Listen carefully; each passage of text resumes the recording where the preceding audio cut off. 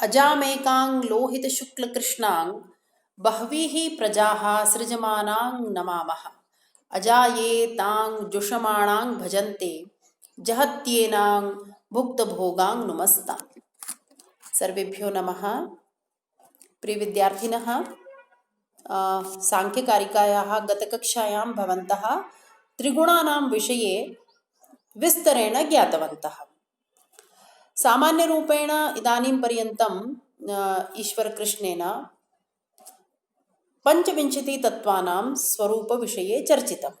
तत्र एवं सूचितं यत् कथं व्यक्ताव्यक्तयोः स्वरूपे साम्यं भवति, कुत्र वैषम्यं भवति, पुनश्च पुरुषः कथं भिन्नः भवति। सम्प्रति पुनः अत्र पश्यन्तु, अव्यक्तस्य सिद्धौ इतोपि एकं तर्कं प्रस्तौति ईश्वरकृष्णः। किमुच्यते? अविवेक्यादिः सिद्धिस्त्रैगुण्यात् तद्विपर्ययाभावात् कारणगुणात्मकत्वात् कार्यस्याव्यक्तमपि सिद्धम्। अन्वयं पश्यन्तु। त्रैगुण्यात् अविवेक्यादिः सिद्धिः तद्विपर्ययाभावात् भवति। एतत् एकं वाक्यं। द्वितीयं वाक्यं पश्यन्तु। कार्यस्य कारणगुणात्मकत्वात् अव्यक्तमपि सिद्धं भवति। एवम् अत्र वाक्यद्वयं दृश्यते कारिकायाम्। सामान्यरूपेण प्रसंगं किंचित जानन्तु।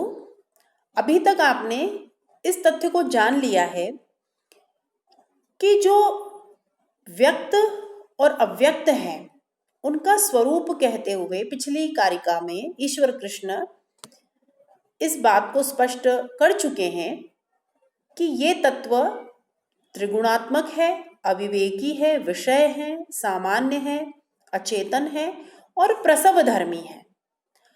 और इनसे जो विपरीत है तद विपरीतस्तथा च पुमान्, एतत् वयं गतकारिकायां ज्ञातवन्तः।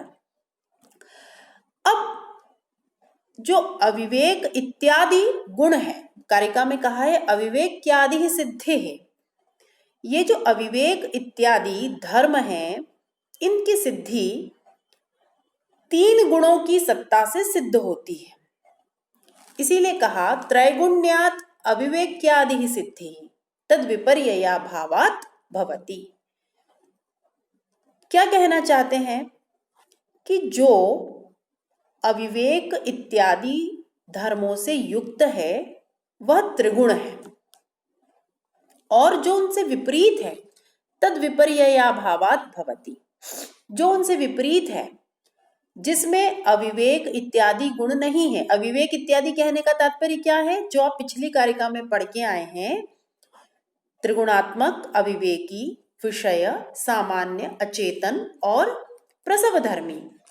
यह आपने कारिका, जो पिछली कारिका पढ़ी, त्रिगुणम अविवेकी विषयः सामान्यमचेतनं प्रसवधर्मी व्यक्तं तथा प्रधानम तद्विपरीतस्तथा च पुमान्। वहां यह स्पष्ट किया गया था कि ये जो 24 तत्व है, व्यक्तम तथा प्रधानम, ये कैसे कैसे हैं? त्रिगुणात्मक है, अविवेकी है, विषय है, सामान्य है, अचेतन है और प्रसवधर्मी है। तो इनको आदि पद से इन सभी का ग्रहण आपको करना है, यह कहने का तात्पर्य है। इसीलिए यहां कहा अविवेक्यादि।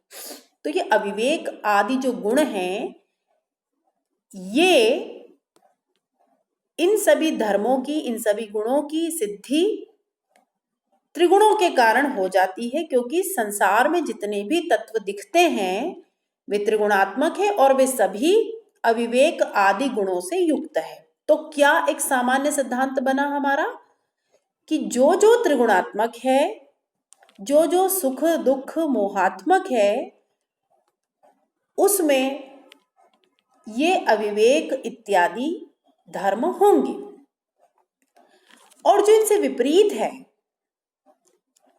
वो कौन है? निर्गुण तत्व पुरुष, जो एकमात्र है, उसमें ये अविवेक इत्यादि नहीं होंगे। ये एक सामान्य सा सिद्धांत बना। तो इस सिद्धांत के आधार पर भी किसकी सिद्धि होती है? अव्यक्तम अपि सिद्धम भवति। यहां सिद्ध क्या करना चाहते हैं? प्रकृति की सत्ता। उसके लिए एक उदाहरण लेकर आते हैं और उसमें हेतु क्या है?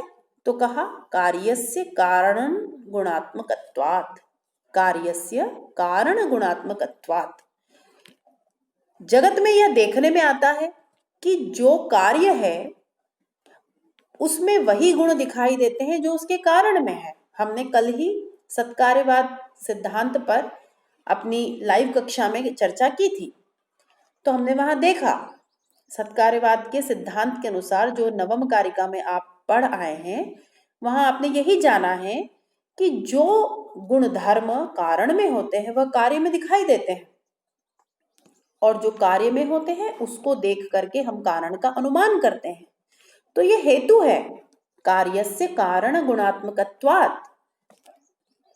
तो अव्यक्त और पुरुष दोनों की सत्ता पृथक पृथक सिद्ध हो जाती है और उनके स्वरूप में जो भेद है वो भी इस कारिका से स्पष्ट होता है, क्योंकि ये जो अविवेक इत्यादि गुणधर्म है ये त्रिगुणों के कारण इन 24 तत्वों में दिखाई देते हैं। लेकिन जो इनसे विपरीत है पुरुष तत्व, उसमें ये नहीं दिखाई देते। इससे क्या सिद्ध हुआ कि ये जो 23 तत्व हैं, प्रकृति के जो कार्य हैं, महदादि कार्य, इन कार्यों में ये जो अविवेक इत्यादि त्रिगुण तत्व के कारण दिखाई देते हैं, अगर इन 23 तत्वों में यह दिखाई दे रहे हैं तो यह इनके मूल कारण प्रकृति में भी विद्यमान होंगे। इसीलिए यह सिद्ध होता है कि अव्यक्त नामक तत्व है, प्रकृति की सत्ता है। तो इस तरह से इस कारिका के माध्यम से ईश्वर कृष्ण ने अव्यक्त की सिद्धि की है। अव्यक्त अर्थात प्रधान, अर्थात मूल प्रकृति। अत्र यद् लिखितमस्ति तत् किंचित् अवगच्छन्तु। त्रैगुण्यात् अविवेक्यादेः सिद्धिः तद् विपर्यया भावात् भवति। अर्थात यद् यद् सुख दुख मोहात्मकं तत् तत् अविवेक्यादि युक्तम्। मया इदानीं सूचितमेव संपूर्ण जगति वयं पश्यामः। सर्वत्र त्रैगुण्यं विद्यते, सर्वत्र अविवेक्यादि गुणाः दृश्यन्ते। पुनश्च यन्न अविवेकी तन्न त्रिगुणं यथा पुरुषः। पुरुषस्य स्वरूपं वयं दृष्टवन्तः ज्ञातवन्तः, तत्र कथं सः भवति? निर्गुणः। अतः तत्र त्रिगुणाः अपि न सन्ति, तर्हि अविवेक्यादि गुणाः अपि न सन्ति इति तात्पर्यम् अत्र वर्तते। पुनः किमुक्तम्? अविवेक्यादि विपर्यये पुरुषे, अर्थात तत्र अविवेकित्वादि धर्माभावः दृश्यते। कार्यस्य कारण गुणात्मकत्वात् समान कारण वृत्तिः भवति। समान कारण वृत्ति गुणात्मकत्वात् महदादि कार्येषु ये गुणाः दृश्यन्ते तेव गुणाः तेषां कारणे अपि स्यात् इति वयं वक्तुं प्रभवामः।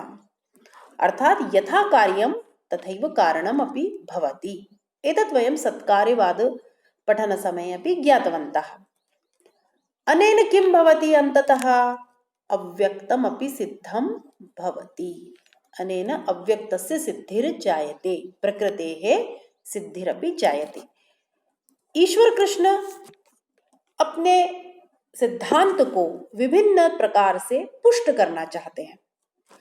उन्होंने क्रमशः त्रिगुणों का स्वरूप कहा, उसके पहले ही सत्कार्यवाद का स्वरूप कहा, व्यक्त अव्यक्त और पुरुष का स्वरूप स्पष्ट किया, और इसके पश्चात एक नए तर्क के आधार पर यह बताया कि अव्यक्त की सिद्धि इस कारण से भी होती है कि जगत में जो कुछ उसका कार्य दिखाई देता है उस कार्य में हमें ये त्रिगुण दिखाई देते हैं, अविवेक इत्यादि गुण धर्म दिखाई देते हैं, तो ये पूरा संसार जिस मूल कारण से उत्पन्न हुआ होगा, उस संसार में भी, उसके मूल कारण में भी ये सभी गुण विद्यमान होंगे।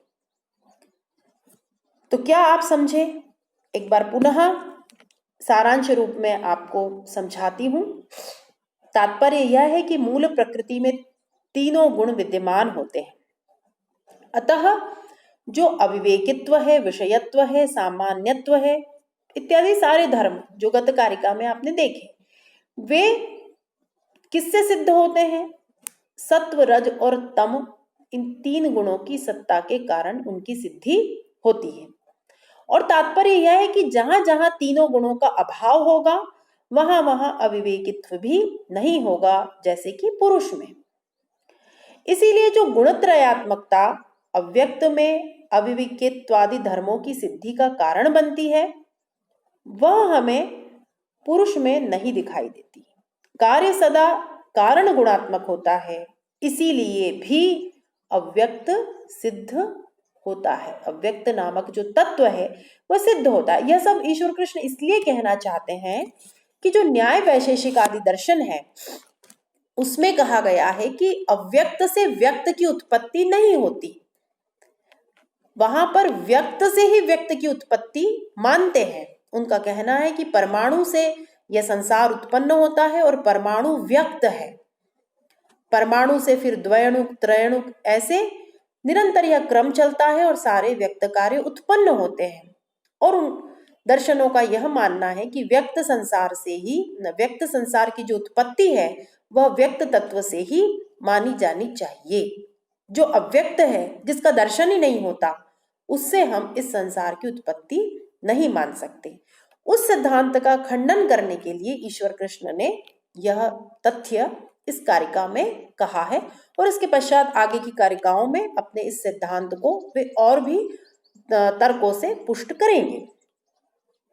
तो सारांश क्या है कि जो जो त्रिगुणात्मक है वह अविवेकित्व आदि गुणों से युक्त है, जैसे कि यह सारा संसार। ये एक अन्वय व्याप्ति है। इसी अन्वय व्याप्ति से प्रधान में अर्थात प्रकृति में अविवेकी आदि धर्मों की सिद्धि हो जाती है। तो हम कह सकते हैं कि जहां जहां ये अविवेकी इत्यादि धर्म दिखाई देंगे, वहां वहां त्रिगुणात्मकता होगी, और जहां जहां इनका अभाव होगा, वहां वहां तीनों गुण नहीं होंगे। और ऐसी स्थिति कहां बनेगी? केवल पुरुष में, क्योंकि वह निर्गुण तत्व है। अब हम सत्कार्यवाद के अध्ययन के समय इस बात को हम जान चुके थे कि कोई भी कार्य अपने कारणों के अनुरूप ही होता है। जो जो गुण कारण में होते हैं, वही गुण कार्य में भी हमें दिखाई देते हैं। हम इसीलिए यदि आम का बीज बोते हैं तो आम का वृक्ष ही उत्पन्न होता है और उससे आम का फल ही प्राप्त होता है। इसी तरह से जो प्रधान से उत्पन्न होने वाले जितने भी महत तत्व आदि कार्य हैं, वे भी त्रिगुणात्मक है, क्योंकि उनका कारण त्रिगुणात्मक है, प्रकृति त्रिगुणात्मिका है। इसीलिए ये पूरा जगत कैसा है? सुख, दुख और मोहात्मक। यदि हमें इस जगत में त्रिगुणात्मकता के दर्शन नहीं होते, तो हम ये नहीं मानते कि प्रकृति भी त्रिगुणात्मिका है, किंतु ऐसा नहीं है। इसीलिए हम यह कह सकते हैं कि जो प्रधान है, अव्यक्त है, मूल कारण है, वह भी त्रिगुणात्मक है, क्योंकि कार्य कारण गुणात्मक होता है। यह सिद्धांत सांख्य को मान्य है। और इसीलिए हम यह कहते हैं कि जो अविवेकित्व, विषयत्व, सामान्यत्व इत्यादि जो धर्म है, इनसे व्यक्त की सिद्धि होती है। उनके ये सभी जो धर्म है, ये व्यक्त तत्वों में दिखाई देते हैं। इन्हीं के आधार पर इनका जो कारणभूत तत्व है, प्रधान तत्व, प्रकृति तत्व, उसकी भी सिद्धि होती है। तर्हि अहं चिन्तयामि एतत् स्पष्टं स्यात् कथं त्रिगुणानां कारणात् एतस्मिन् जगति वयं यत्किमपि पश्यामः, तत्र अविवेकित्वम् इत्यादिकं जानीमः, तथैव एतेषां महदादितत्त्वानां यत् मूलकारणं वर्तते तस्यापि स्वरूपं स्यात्, एतत् सर्वं सिद्धं भवति। तर्हि अद्य एतावदेव पठामः, यतोहि अग्रे कारिकाद्वयं सहैव पठनीयम्, अतः अग्रे श्वः पठामः। धन्यवादः।